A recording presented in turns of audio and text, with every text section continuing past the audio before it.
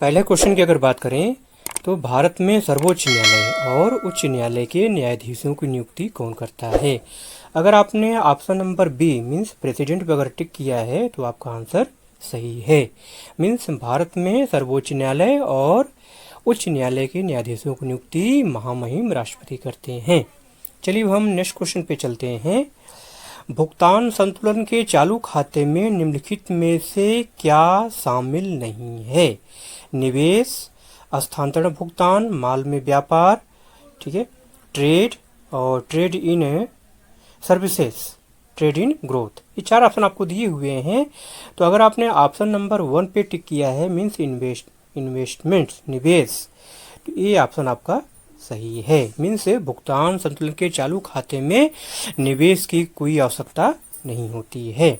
चलिए अगले क्वेश्चन की अगर हम बात करें तो कावेरी नदी का बेसिन भारत के कितने राज्यों में पड़ता है। कावेरी नदी का बेसिन भारत के 3 राज्यों में पड़ता है। मीन्स ऑप्शन नंबर 4 ये आपका सही है। चलिए नेक्स्ट क्वेश्चन की अगर बात करें तो फ़ारेनहाइट और सेल्सियस किस तापमान पर बराबर होते हैं। फ़ारेनहाइट और सेल्सियस हमेशा -40 डिग्री सेल्सियस 40 डिग्री तापमान पर क्या होते हैं, बराबर होते हैं। इसलिए ऑप्शन नंबर बी सही होगा, -40 डिग्री। ओके, चलिए नेक्स्ट क्वेश्चन की अगर हम बात करें तो जड़ में पत्तियों तक जल और खनिजों के परिवहन के लिए कौन सा पादप ऊतक उत्तरदायी है। तो अगर ऑप्शन नंबर बी की हम बात करें मीन्स जाइलम, तो जाइलम के द्वारा, ऑप्शन नंबर बी, जाइलम के द्वारा ही क्या होता है, जड़ में पत्तियों तक जल और खनिजों का परिवहन होता है।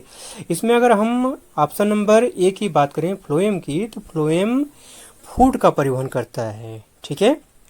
स्टोमेटा से गैसियस एक्सचेंज होता है और रूट क्या करता है, जड़ें क्या करती हैं, पौधों को सहारा देती हैं या ये नीचे से जो मिनरल्स हैं उनको एब्जॉर्ब करने का काम करती हैं, ठीक है। लेकिन अगर परिवहन की बात करें तो कौन करता है, जाइलम करता है, ठीक है। चलिए हम नेक्स्ट क्वेश्चन पे चलते हैं। यहाँ पे मैथ का क्वेश्चन है 1 2 5 10। आगे का ये सीरीज आपको बताना है कि आगे कौन सा नंबर आएगा, ठीक है। चलिए थोड़ा सा इसको समझ लेते हैं। अगर आप 1 का स्क्वायर करके 1 प्लस करेंगे तो आपको मिलेगा सेकंड नंबर मीन्स 2, ठीक है। लॉजिक थोड़ा समझने का प्रयास करिए। अगर हम 2 का स्क्वायर करके उसमें 1 प्लस कर दें तो कितना मिलेगा, 5 मिलेगा, ठीक है। सिमिलरली अगर हम 2 के बाद 3 आता है, 3 का स्क्वायर करके अगर 1 प्लस कर दें तो हमको क्या मिलेगा, 10 मिल जाएगा, ठीक है। अब ऐसे ही अब 3 के बाद क्या आता है, 4 आता है, ठीक है। 3 के बाद क्या आता है, 4 आता है। तो आप 4 का स्क्वायर करके इसमें 1 प्लस कर दीजिए तो आपको क्या मिल जाएगा, 4 4 16 और 1 17 मिल जाएगा, ठीक है। इस तरह से जो ऑप्शन नंबर आपका फर्स्ट है मीन्स ए, यही सही है। नेक्स्ट क्वेश्चन की अगर हम बात करें, निम्नलिखित में से किसे संस्कृत से फारसी में उपनिषद का अनुवाद करने का श्रेय दिया जाता है। आपको ऑप्शन जो दिया हुआ है जियाउद्दीन बर्नी, अबुल फजल, दारा शिकोह और शाहजहां। तो इसमें जो ऑप्शन नंबर 3 है दारा शिकोह, यही क्या है आपका ऑप्शन सही है। दारा शिकोह को संस्कृत से फारसी में उपनिषद का अनुवाद करने का श्रेय दिया जाता है, ठीक है।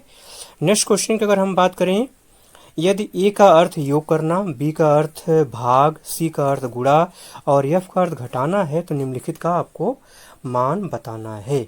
अब यहाँ पे क्वेश्चन अगर ध्यान दीजिए आपको, तो चलिए इसको हम पहले राइट कर लेते हैं। क्या दिया है, पहले 3 दिया हुआ है, 3 राइट किया। 3 के बाद क्या है, ए का अर्थ क्या होता है, योग करना, तो आप प्लस लगा लीजिए। फिर बी है, बी का मतलब होता है भाग करना, नहीं सॉरी, ए के बाद 8 है, ठीक है। 8 के बाद बी है, बी का मतलब होता है भाग करना और उसके बाद लिखा हुआ है 2, ठीक है। 2 के बाद है सी, सी का मतलब होता है गुणा करना, तो गुणा का निशान लगाइए।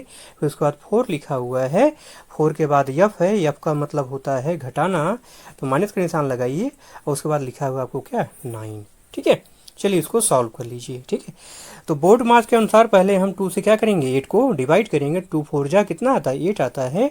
तो इस तरह से आपके पास मिल गया आपको 3 + 4, ओके, 3 + 4 मिल गया। अब मल्टीप्लाई 4 हो गया -9 हो गया। ठीक है, चलिए अब आप क्या करेंगे, 4 को 4 मल्टीप्लाई करेंगे, 4 4 जब 16 होता है और 16 में 3 जोड़ेंगे कितना आ जाएगा, 19 आ जाएगा। 16 में 3 जोड़ेंगे कितना आ जाएगा, 19 आ जाएगा। और 19 में से आप 9 माइनस कर देंगे तो कितना मिल जाएगा आपको, 10 मिल जाएगा। तो इस तरह से आप ये जो आपका आंसर 10 है यही क्या है, सही है। चलिए नेक्स्ट क्वेश्चन की अगर बात करें तो बहुत बढ़िया क्वेश्चन यहाँ पे दिया हुआ है। कह रहा है कि एक ही व्यक्ति के पास 25 पैसे, 50 पैसे और 1 रुपए के सिक्के 5 संबंधी 3 संबंधी 2 के अनुपात में हैं। यदि सिक्कों की कुल संख्या 200 है तो इन सभी सिक्कों को 5 रुपए के सिक्कों से बदलने का फैसला करता है। तो उसके द्वारा प्राप्त 5 रुपए के सिक्कों की कुल संख्या ज्ञात करनी है। ठीक है, चलिए ध्यान दीजिए, इसको हम सॉल्व कैसे करेंगे। ध्यान दीजिए, आपके पास जो अनुपात दिया हुआ है वो क्या है, 5 संबंधे 3 संबंधे 2। अगर आप अनुपात का योग निकालिए तो 5 धन 3 धन 2 मतलब 5 3 8 2 10 हो गया, अनुपात 10 हो गया। ठीक है, अब 10 पे जो सिक्के दिए हुए हैं कितने दिए हुए हैं, 200 दिए हुए हैं। तो अगर हम 1 पे बात करें कितना आएगा, 20 आएगा। ठीक है, अब इस 20 की मदद से हमारा काम क्या हो जाएगा, आसान हो जाएगा। अब हम 25 पैसे, 50 पैसे और 1 रुपए के सिक्के कुल कितने हैं उसको हम फाइंड कर लेते हैं। ठीक है, तो 25 पैसे के सिक्के कितने होंगे, ठीक है, अनुपात 25 पैसे का अनुपात कितना है, 5 है। तो 20 गुणे 5 करेंगे तो कितना मिलेगा आपको, 20 पंचे 100 मिलता है। ठीक है, सिमिलरली जो है अब अगला अनुपात क्या आपको दिया हुआ है, 3 दिया हुआ है। तो 20 गुणे 3 करेंगे तो क्या मिल जाएगा आपको, 60 मिल जाएगा। ठीक है, सिमिलरली इसी तरह से अगर आप 20 गुणे फिर क्या दिया हुआ, 2 दिया हुआ है, 2 करेंगे तो क्या मिल जाएगा आपको, 40 मिल जाएगा। ठीक है, अब आगे ध्यान दीजिए क्या करना है। अब हमें ये तो मिल गया ना। अब अगर हम 25 पैसे की बात करें तो क्या है, रुपए का चौथाई हिस्सा है। 50 पैसा क्या है, रुपए का आधा है मतलब 1/2 है। 25 को हम 1/4 लिख सकते हैं, 50 को 1/2 लिख सकते हैं और 1 को 1 ही लिखेंगे। ठीक है, तो अब आप 100 का क्या निकाल लीजिए, 1/4 निकाल लीजिए। 100 का 1/4 जब आप निकालेंगे तो कितना मिलेगा आपको, 25 मिलेगा। ओके, ठीक।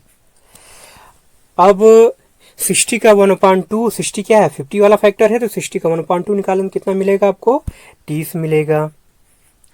इसी प्रकार से आप 40 का 1 अगर निकालेंगे कितना मिलेगा आपको, 40 मिलेगा। ठीक है, 40 का जो फैक्टर कितना है, 1 है, वो 1 रुपए के सिक्के को 1, उसका कोई फ्रैक्शन तो होगा नहीं।